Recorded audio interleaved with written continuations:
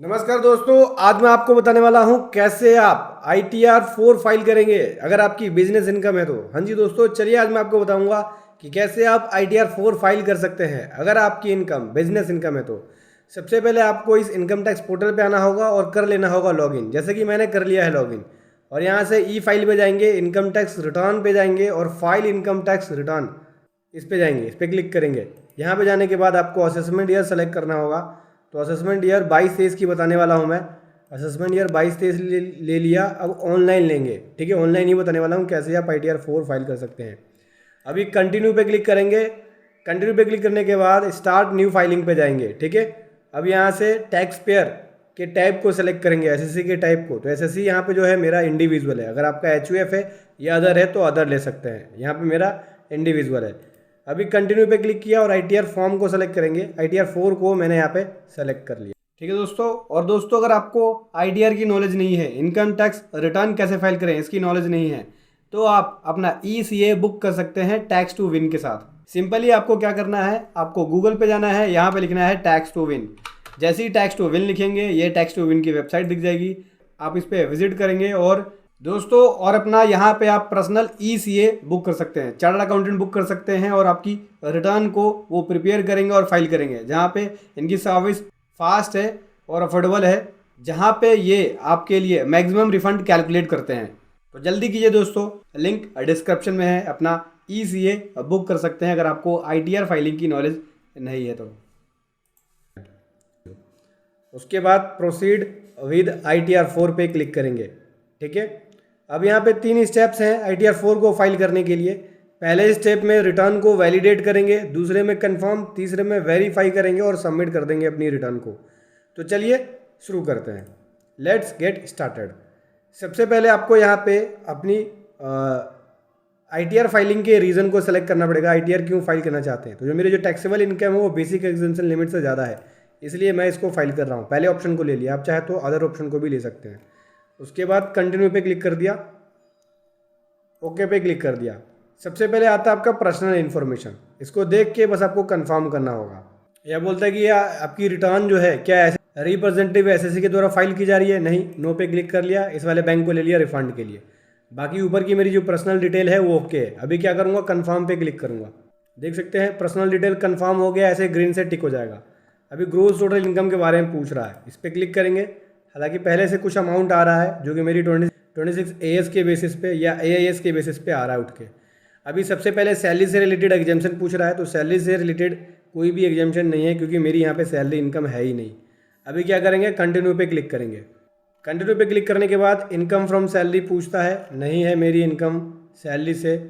House property से भी नहीं है। Income from business and profession, हाँ यहाँ मेरी इनकम बिजनेस एंड प्रोफेशन से है, ठीक है। अभी ऐड डिटेल्स पे क्लिक करेंगे, ठीक है। मेरी जो इनकम है वो बिजनेस एंड प्रोफेशन से है और SSC जो है यहाँ पे वो गुड्स ट्रांसपोर्ट का बिजनेस करता है, ठीक है, बेसिकली ट्रांसपोर्टर है। तो इसकी इनकम जो हम डिक्लेयर करेंगे 44 AE के अंदर करेंगे, गुड्स कैरिज में, ठीक है। यहाँ पे 44 AD के अंदर ऑटोमेटिक उठ के आ रहा, तो मैं इसको हटा रहा हूँ क्योंकि मेरे पास जो SSC इसकी खुद की व्हीकल अपनी है, तो ये गुड्स कैरिज में डिक्लेयर करेगा। देख सकते हैं पहले से ही यहाँ पे हमने पिछले साल जो डिटेल भरी थी वो ऑटोमेटिक उठ के आ रहा है। इस पर क्लिक करके एडिट वाले बटन पे क्लिक करेंगे। क्या क्या जाता है, नाम, नेम ऑफ बिजनेस, तो बिजनेस का नाम आ गया ये, ठीक है। बिजनेस का कोड आ गया ये, ओके है ये, ठीक है। और यहाँ पे देख सकते हैं व्हीकल का नंबर, इस पर क्लिक करेंगे। अब इस पर क्लिक करके एडिट वाले बटन पे जाएंगे। एडिट वाले बटन पे देख सकते हैं व्हीकल नंबर आ गया, ऑन है, खुद की मेरी है। अगर आपकी लीज पे है तो लीज ले सकते हैं, ठीक है। इसकी जो कैपेसिटी है वो 2 है, 2 मैट्रिक टन है, ठीक है। MT का मतलब हो गया मैट्रिक टन, 2 मैट्रिक टन है। और ये 12 महीने के लिए मेरे पास थी। यहाँ पे जो मैंने इनकम अर्न करी है मैं आपको दिखा देता हूँ। ये है मेरे पास प्रॉफिट एंड लॉस अकाउंट और ये है बैलेंस शीट। यहाँ पे टोटल जो मैंने काम किया वो इतने का किया, 239,640 का, जिसके अंदर मैंने अपना प्रॉफिट जो डिक्लेयर किया है 2,10,765 का, ये एक्सपेंसेस लेस करने के बाद, ठीक है। अब यहाँ पे मैं 2,10,765 रिपोर्ट कर रहा हूँ, ठीक है। एक बार देख लेते हैं, 2,10,765। दोस्तों यहाँ पे जो आपने इनकम रिपोर्ट करी है वो डीम्ड इनकम से कम नहीं होनी चाहिए। डीम्ड इनकम का मतलब हो गया कि 7500 पर मंथ, ठीक है। नॉर्मल व्हीकल का केस है तो 7500 पर मंथ के हिसाब से, यानी 7500 पर मंथ मल्टीप्लाई बाई 12, 90,000 रुपये एक साल की इनकम बनेगी। अगर 90,000 से कम दिखाते हैं तो आपको ऑडिट कराना पड़ेगा। और हैवी व्हीकल का केस है तो 1,000 रुपये पर टन लगेगा, 1,000 रुपये पर टन पर मंथ, ठीक है, मल्टीप्लाई 12 से हो जाएगा। तो अगर आप कम इनकम दिखाते हैं तो आपको ऑडिट कराना पड़ेगा। तो मैंने ज़्यादा ही इनकम दिखा रखा है, मेरे पे 7500 मल्टीप्लाई बाई 12 वाला रूल एप्लीकेबल होता है, जहाँ पे 90,000 रुपये डीम्ड इनकम है, उससे मैं ज़्यादा ही दिखा रहा हूँ, 2/10/765 की। तो मुझे यहाँ ऑडिट कराने की जरूरत नहीं पड़ेगी। इसको सेव कर दिया मैंने। सेव करने के बाद देख सकते हैं प्रेजम्पटिव बेसिस पे जो मेरी इनकम आ गई गुड्स कैरी से सेक्शन 44A के अंदर 2/10/765 की आ गई। अभी ऐड वाले बटन पे क्लिक करेंगे, ये मैंने इनकम अपनी ऐड कर दी, income from business and profession से। और दोस्तों और कोई अदर इनकम है तो वो दे सकते हैं, जैसे कि देख सकते हैं मेरे पास यहाँ पे AIS के बेस पे या फॉर्म 16 या 26AS के बेस पे ऑटोमेटिक इनकम आ रही है। इनकम टैक्स रिफंड का 13 रुपये का है इनकम, और जो सेविंग बैंक अकाउंट के ऊपर इंटरेस्ट ऑन किया वो ये है। इसके अलावा मेरी और भी अदर इनकम है, जो कि मैंने FD के ऊपर इंटरेस्ट ऑन किया है, उसकी इनकम भी है। तो मैं आपको दिखाता हूँ कहाँ पे है वो, इस तरह की इनकम कहाँ रिपोर्ट कर सकते हैं आप। इस तरह की इनकम की बात करें तो यहाँ पे देख सकते हैं, अगर आपने कोई भी इंटरेस्ट रिसीव किया है जो डिपॉजिट कराया है पोस्ट ऑफिस में, बैंक में, कोऑपरेटिव सोसाइटी में, उसके ऊपर यस पे क्लिक कर देंगे। यहाँ पे इस तरह की कोई भी अगर इनकम है तो दे सकते हैं। तो मेरी यहाँ पे जो इनकम है वो 36,532 की अलग से है, ठीक है, जो कि मेरी FDR के ऊपर है। अभी क्या करेंगे, यहाँ पे कंटिन्यू पे क्लिक करेंगे। कंटिन्यू पे क्लिक करने के बाद इनकम फ्रॉम अदर सोर्स से जो टोटल इनकम आ गई वो 72,382 की आ गई। और इस प्रकार से सभी सोर्सेज की इनकम को मिला के टोटल मेरी इनकम हो गई 2,83,147 की। कंफर्म पे क्लिक करूँगा। हालांकि जो मैंने इंटरेस्ट ऑन किया है सेविंग बैंक अकाउंट के ऊपर, उसके ऊपर मुझे 80TTA के अंदर 10,000 तक का डिडक्शन मिल जाता है, जिसको मैं क्लेम नहीं कर रहा हूँ क्योंकि मेरी ऑलरेडी इनकम जो है वो कम है, बहुत कम है। तो मुझे यहाँ पे टैक्स का रिबेट भी मिल जाएगा, इसलिए मैं उसका डिडक्शन नहीं ले रहा हूँ। अभी आपको यहाँ पे डिस्क्लोजर देना होगा, फाइनेंशियल डिस्क्लोजर, जैसे कि बैलेंस शीट की डिटेल आपको देनी होगी। देख सकते हैं फाइनेंशियल पर्टिकुलर ऑफ बिजनेस, यहाँ पर हम अपने बैलेंस शीट की डिटेल को देते हैं। सबसे पहले हम बात करें प्रोप्राइटर के कैपिटल के बारे में, तो प्रोप्राइटर की कैपिटल की डिटेल देनी होगी। कहाँ से मिलेगा, ये देख सकते हैं, जो हमने बैलेंस शीट बनाया है इससे हमें प्रोप्राइटर के कैपिटल की डिटेल मिलेगी। अगर आप इस बैलेंस शीट को डाउनलोड करना चाहते हैं तो वीडियो के डिस्क्रिप्शन में दोस्तों इसका लिंक मिल जाएगा। सबसे पहले हम बात करें बैलेंस शीट में कैपिटल अकाउंट ये है 13,35,312 की, तो मैं यहाँ पे लिख लेता हूँ 13,35,312, ठीक है, ये मैंने कैपिटल अकाउंट लिख लिया। इसके अलावा बात करें तो लाइबिलिटी साइड केवल एडवांस है, वो भी 1,071 का, क्रेडिटर 0 है, अदर लाइबिलिटी में या एडवांस वाले में हम यहाँ पे लिख लेते हैं 1,071 1071, ठीक है, ये मैंने लिख दिया। अभी एसेट साइड्स की बात करें तो सबसे पहले फिक्स एसेट्स है 163,625 की, तो फिक्स एसेट्स जो है मेरी यहाँ पे 163,625 की फिक्स एसेट्स मैंने दे दी।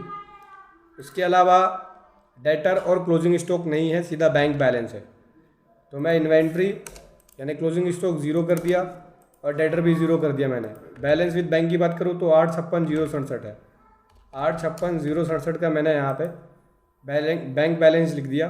अभी कैश इन हैंड की बात करें तो कैश इन हैंड ये है 100,919, ठीक है। इसके अलावा हम बात करें, उसके बाद बात करूँ दोस्तों अदर एसेट्स के बारे में, जहाँ पे FD का और TDS रिसीवेबल का जो अमाउंट है, दोनों का अमाउंट जोड़ के 215,772 का है, तो मैं यहाँ पे अदर एसेट्स में लिख लूँगा 215,772, ये मैंने लिख दिया 215,772।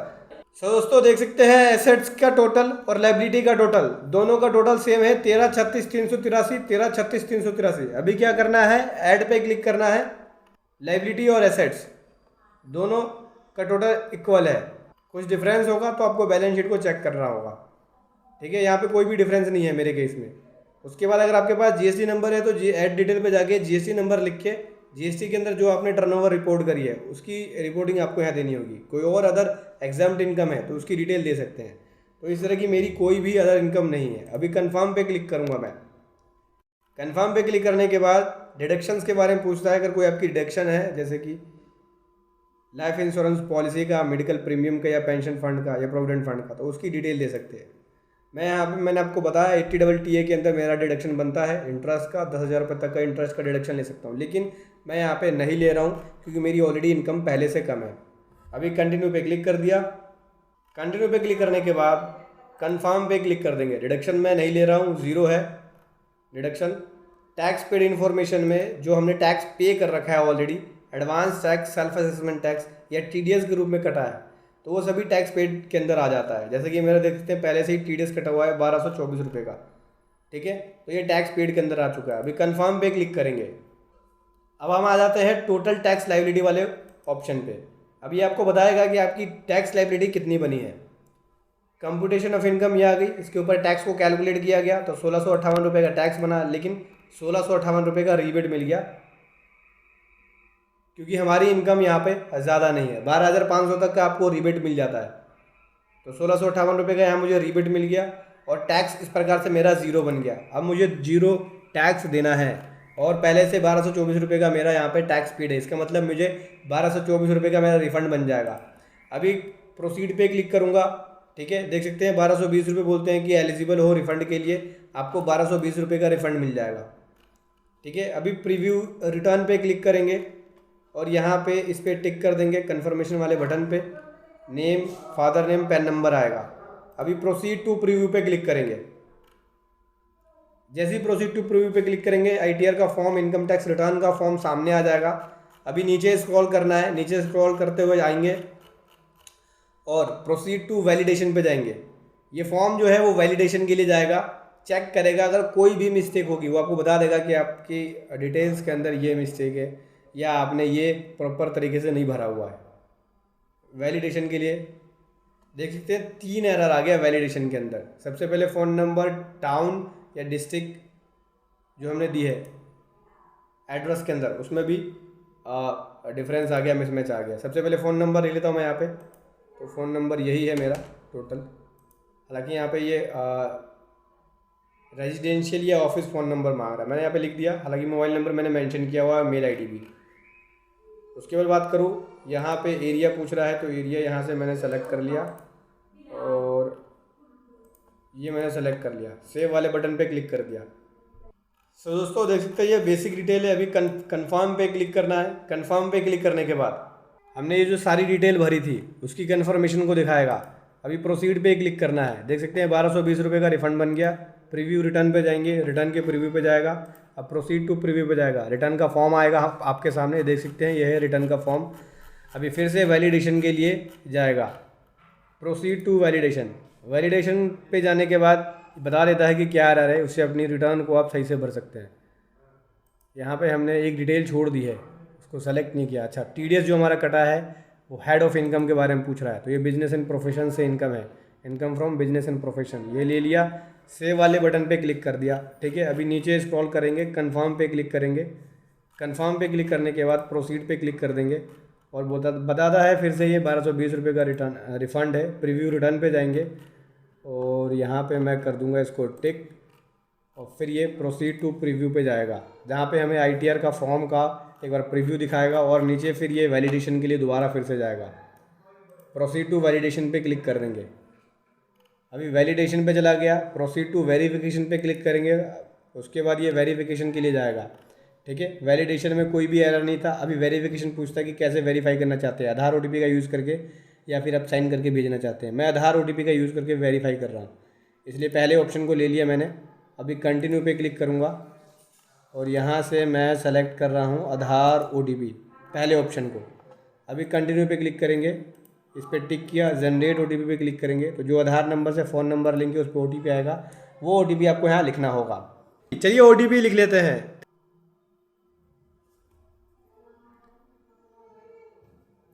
और दोस्तों देख सकते हैं OTP वैलिडेट हो चुका है। अभी सबमिट वाले बटन पे क्लिक करेंगे, रिटर्न यहाँ से सबमिट हो जाएगी और देख सकते हैं सक्सेसफुली हमारी जो ITR है, रिटर्न है, वो फाइल हो चुकी है, ठीक है। यहाँ से आप डाउनलोड रिसीट पे जाके इस पर क्लिक करेंगे और रिसीट्स को भी डाउनलोड कर सकते हैं, ITR फॉर्म को भी डाउनलोड कर सकते हैं। तो ऐसे दोस्तों आपको ITR 4 फाइल करना है असेसमेंट ईयर 22-23 की। वीडियो कैसी लगी ज़रूर बताएं। Thank you so much. जय हिंद, वंदे मातरम।